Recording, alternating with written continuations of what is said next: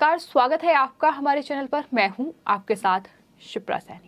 देश में नए राष्ट्रपति के लिए चुनाव जारी है और इस बीच आपको बता दें, क्रॉस वोटिंग की खबर भी सामने आ रही है। बताया ये जा रहा है कि दरअसल एनडीए ने कई पार्टियों में सेंध लगा दी है। जिस तरह से उन्होंने द्रौपदी मुर्मू को उम्मीदवार बनाया है और उसके बाद अब लगातार क्रॉस वोटिंग की खबर सामने आ रही है। उड़ीसा से कांग्रेस के विधायक मोहम्मद मोकीम ने यह कहा है कि मैं एक कांग्रेस विधायक हूं, लेकिन मैंने एनडीए के राष्ट्रपति पद के उम्मीदवार द्रौपदी मुर्मू को वोट दिया है। ये मेरा निजी फैसला है, क्योंकि मैंने अपने दिल की सुनी है, जिसने मुझे धरती के लिए कुछ करने के लिए प्रेरित किया और इसलिए उन्हें वोट दिया है। ये बड़ी बात कांग्रेस के विधायक जो कि उड़ीसा से हैं, मोहम्मद मोकीम, उनकी तरफ से कही गई है। उन्होंने एनडीए की उम्मीदवार द्रौपदी मुर्मू को समर्थन दिया है, उन्हें वोट दिया है।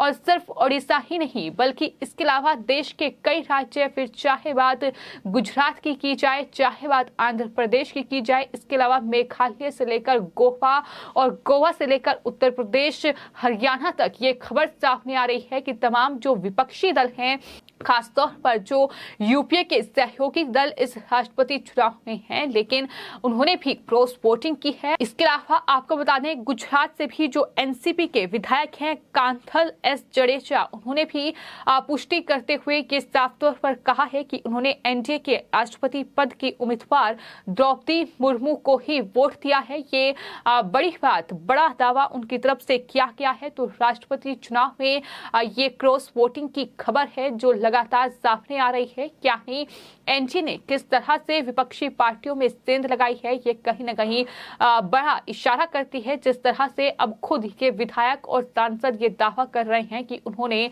एनडीए की उम्मीदवार द्रौपदी मुर्मू के समर्थन में वोट किया है।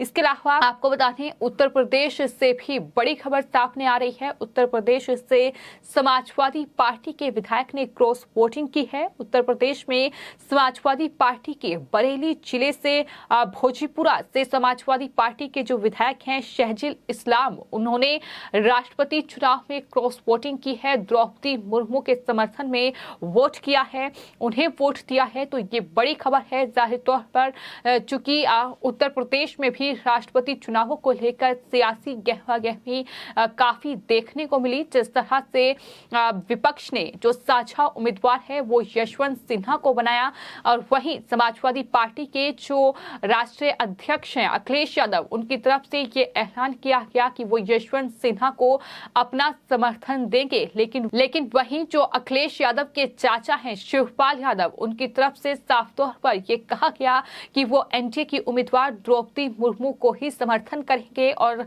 आपको बता दें, शिवपाल यादव ने द्रौपदी मुर्मू के समर्थन में ही वोट किया है और उसके बाद उनकी तरफ से एक बड़ा बयान दिया गया है। शिवपाल यादव ने ये साफ तौर पर कहा है कि यशवंत सिन्हा ने मुलायम सिंह यादव को आईएसआई का एजेंट करार दिया था और हम उनका कभी भी समर्थन नहीं कर सकते। सिर्फ इतना ही नहीं, शिवपाल यादव की ओर से ये कहा गया है कि सच्चा समाजवादी नेताजी का अपमान करने वाले का समर्थन कभी नहीं कर सकता। यानी एक तरीके से अखिलेश यादव को टारगेट किया गया है, चूंकि अखिलेश यादव इस चुनाव में यशवंत सिन्हा का समर्थन कर रहे हैं। लेकिन देखने वाली बात यह भी होगी कि मुलायम सिंह यादव आखिर किसका समर्थन करेंगे। मुलायम सिंह यादव आखिर क्या द्रौपदी मुर्मू को वोट देंगे, या फिर जिस तरह से यशवंत सिन्हा ने उन्हें आईएसआई का एजेंट करार दिया था, क्या उनके समर्थन में ही मुलायम वोट डालेंगे। ये बड़ा सवाल है, क्योंकि अभी तक इस राष्ट्रपति चुनाव के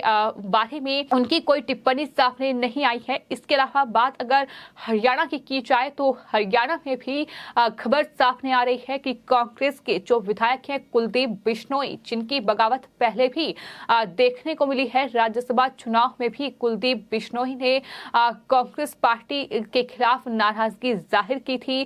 क्रॉस वोटिंग उनकी तरफ से की गई थी और उन्होंने राष्ट्रपति चुनाव को लेकर भी कहा है कि उनके मन ने जिस बात की गवाही दी वही किया है। माना जा रहा है कि उन्होंने एनडीए की उम्मीदवार द्रौपदी मुर्मू को ही वोट दिया है। तो कुलदीप बिश्नोई को लेकर भी ये बड़ी खबर साफ सामने आ रही है। इसके अलावा राष्ट्रपति चुनाव में मेघालय में भी क्रॉस वोटिंग की जानकारी सामने आई है। 5 कांग्रेस विधायकों ने क्रॉस वोटिंग की है, इस तरह की जानकारी सामने आ रही है। द्रौपदी मुर्मू के पक्ष में वोट किया है और उड़ीसा में भी कांग्रेस विधायक ने द्रौपदी मुर्मू के पक्ष में ही वोट डाला है। इसके अलावा आपको ये भी बता दें कि चुनावों से ठीक पहले कांग्रेस में जिस तरह की भगदड़ मची हुई है, जिस तरह से यूपीए कहीं न कहीं अपने तमाम विधायकों और सांसदों को इकट्ठा करने की कोशिश कर रही थी, लेकिन इन सब के बावजूद एनडीए ने, क्या खास तौर पर बीजेपी ने उनमें सेंध लगा दी है। इस बीच गोवा में जो कांग्रेस पार्टी के विधायक हैं वो क्रॉस वोटिंग ना कर पाए, इसके चलते गोवा कांग्रेस ने 5 विधायकों को पहले ही चेन्नई भेज दिया। तो इस तरीके का डर कांग्रेस पार्टी को पहले से ही था और यही वजह रही कि इस तरह से जो गोवा कांग्रेस के विधायक थे उन्हें चेन्नई भेज दिया गया। लेकिन बावजूद इसके इस तरह से ये क्रॉस वोटिंग की जो जानकारी है वो देश के अलग अलग राज्यों से सामने आई है। इसके अलावा आपको ये बता दें कि यशवंत सिन्हा जो कि टीएमसी के नेता हैं और ममता बनर्जी ने ही उन्हें साझा उम्मीदवार राष्ट्रपति पद के लिए बनाने की पेशकश की थी, जिसके बाद यशवंत सिन्हा को विपक्ष का साझा उम्मीदवार राष्ट्रपति पद के लिए बनाया गया। लेकिन वहीं हमने ये भी देखा कि यशवंत सिन्हा पश्चिम बंगाल में चुनाव प्रचार करने के लिए नहीं पहुंचे। ममता बनर्जी की ओर से यशवंत सिन्हा को चुनाव प्रचार करने से वहां इनकार किया गया था। हालांकि ममता बनर्जी ने यशवंत सिन्हा को यह भरोसा दिलाया था कि एक टीएमसी का वोट जो है वो यशवंत सिन्हा के खाते में जाएगा। लेकिन अब जो जानकारी सामने आ रही है उसके मुताबिक यशवंत सिन्हा के खिलाफ वोटिंग हुई है। टीएमसी के ही जो सांसद हैं, विधायक हैं, उन्होंने बगावत करते हुए द्रौपदी मुर्मू के समर्थन में वोट किया है। ये बड़ी खबर सामने आ रही है। तो इस तरह से ये तमाम राज्य, जहां तमाम राज्यों में क्रॉस वोटिंग की खबर है, द्रौपदी मुर्मू को भारी समर्थन विधायक और सांसदों का मिला है, न सिर्फ एनडीए से बल्कि इसके अलावा तमाम जो पार्टियां हैं, खासतौर पर कांग्रेस पार्टी से भारी समर्थन की बात कही गई है। तो तमाम राज्यों में कांग्रेस पार्टी को कहीं न कहीं भारी नुकसान और एक बड़ा झटका भी राष्ट्रपति चुनावों के बीच लगा है। विपक्ष के लिए बड़ा झटका है, जहां वो अपने ही खेमे को संभाल पाने में मुश्किल उन्हें हुई है और इस तरह से उनके ही तमाम विधायकों और सांसदों की ये बड़ी बगावत कह सकते हैं कि सामने आई है। जिस तरीके से तमाम राज्यों में क्रॉस वोटिंग का जिक्र हो रहा है, बड़ी जानकारी सामने आई है। इसके अलावा एआईयूडीएफ के जो विधायक हैं उनकी तरफ से भी ये दावा किया है कि 20 से ज्यादा कांग्रेस के सांसदों ने क्रॉस वोटिंग की है।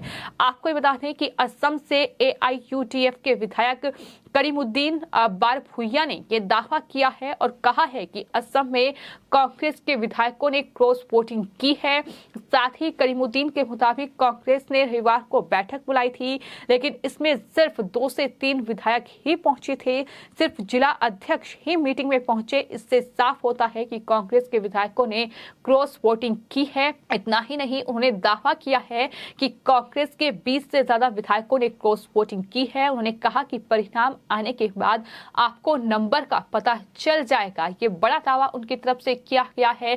आपको ये बता दें कि जो एनडीए की राष्ट्रपति पद की उम्मीदवार है द्रौपदी मुर्मू, वो दरअसल एक आदिवासी समुदाय से आती हैं और शायद यही बड़ी वजह रही है कि तमाम पार्टियों ने द्रौपदी मुर्मू का समर्थन किया है और इस तरह से उन्हें भारी समर्थन मिल रहा है। आज वोटिंग का दिन है। पहले से ही बीजेपी की ओर से एक मजबूत रणनीति जो है राष्ट्रपति चुनावों के लिए तैयार की गई थी। हालांकि यशवंत सिन्हा को पहले से ही जिस तरह से तमाम पार्टियों का रिस्पांस मिल रहा था, उससे देखकर ये लग रहा था कि उनके लिए मुश्किलें बढ़ेंगी। लेकिन अब जिस तरह से जिन पार्टियों ने उन्हें उम्मीदवार बनाया है, उन्हीं पार्टियों के जो विधायक हैं, जो सांसद हैं, वो जिस तरह से क्रॉस वोटिंग कर रहे हैं, उनकी बगावत देखने को मिल रही है। उससे अब ये तय हो चुका है एक भारी अंतर से द्रौपदी मुर्मू जो है वो वो राष्ट्रपति के पद पर विराजमान होने वाली हैं। हालांकि पत्रकार रूबिका लियाकत की ओर से राष्ट्रपति चुनाव को लेकर एक ट्वीट किया गया है, जिसमें उन्होंने कुछ आंकड़े पेश किए हैं। उन्होंने बताया है कि द्रौपदी मुर्मू की उम्मीदवारी का जब ऐलान हुआ था तब एनडीए के पास 5,26,966 यानी 49% वोट थे। बहुमत से 12,492 वोट कम और आज वोटिंग है और आज वोटिंग में एनडीए के पास 6,66,028 यानी 62 जो कि बहुमत से 1,25,032 वोट ज्यादा हैं।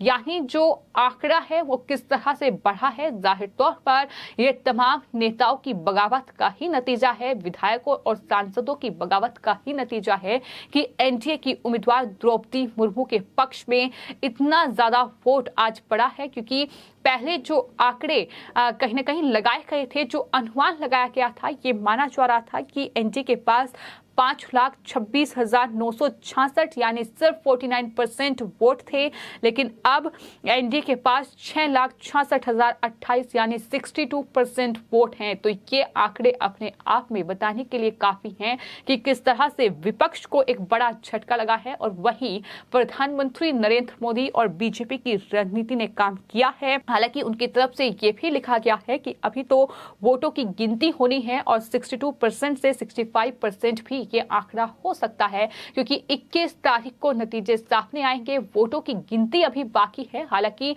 अनुमान ये लगाया गया है कि 62% वोट जो है वो द्रौपदी मुर्मू के खाते में जा चुका है और यही बीजेपी की रणनीति भी है कि राष्ट्रपति पद के लिए द्रौपदी मुर्मू भले ही जीत रही हो, लेकिन जीत का अंतर एक बड़ा अंतर होना चाहिए।